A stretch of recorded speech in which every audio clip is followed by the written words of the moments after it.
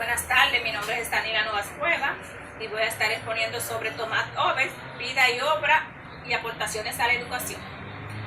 Thomas Hobbes nació en Warburg, que ahora forma parte de Malmesbury, Inglaterra, el 5 de abril de 1588. Según la historia de su nacimiento fue prematuro, pues su madre, al enterarse que la Armada española se preparaba para invadirlo, entró en pánico e iniciaron sus labores de parto. En cuanto a su niñez, no se conoce mucho en realidad. Los datos históricos sobre aquella etapa de su vida son bastante escasos. Sobre su madre se conoce muy poco, ni siquiera su nombre. En el caso de su padre, se llama Thomas Hobbes, al igual que él. Su padre era un vicario. Vicario es una persona que asume parte de las responsabilidades de un párroco cuando éste está saturado o no está disponible.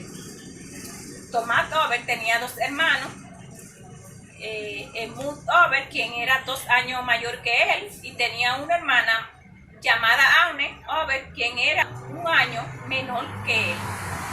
Ya para el año 1603, a la edad de los 14 años, el joven Tomás, gracias a su tío Francis, le dio el dinero para que iniciara sus estudios universitarios en Magdalen Hall, que era la universidad predecesora de Warburg, cuyo director era John Wilson, un puritano que tuvo ciertas influencias en Thomas Hobbes.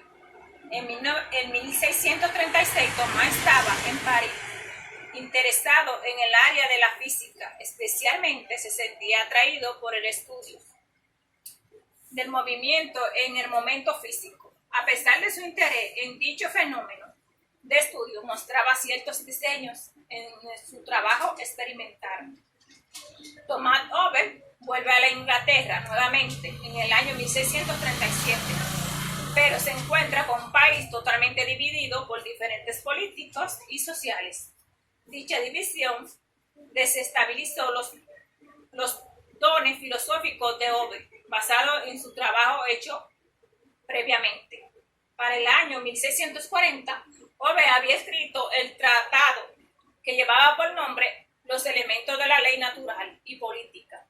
Dicho tratado no fue publicado oficialmente, solo circulaba entre sus conocidos y los conocidos de sus conocidos. 10 años después, dicho tratado fue publicado de manera pirata. La obra de Thomas Hobbes, literalmente, le han convertido en una leyenda, considerando el padre de la filosofía política moderna. Sus obras cambiaron la forma de ver al hombre y su comportamiento. Además, sus aportaciones fueron de vital importancia para transformar a la sociedad de aquel tiempo y crear la que hoy día conocemos. Leviatán es una de las obras principales de Thomas Hobbes. Fue publicado en el año 1651 y es considerado una de las obras de estudio social más importantes de la historia. En ella, Hobbes hace un análisis profundo de lo que es el hombre y su comportamiento. Consta de 4 partes y su nombre es una referencia al monstruo bíblico Leviatán. Hobbes analiza el conocimiento humano, considerando que éste se forma gracias a la experimentación en que el humano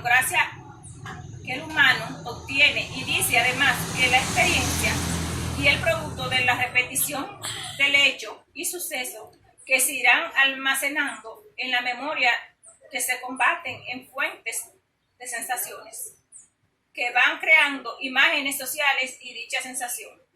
Tomás decía en su obra Leviatán que las pasiones que movían a algunos hombres hacia la paz era precisamente su temor a la muerte y su miedo a perderlo todo en combate en el que no había sentido alguna. De esa forma, el hombre prefiere mantenerse a mayor del conflicto.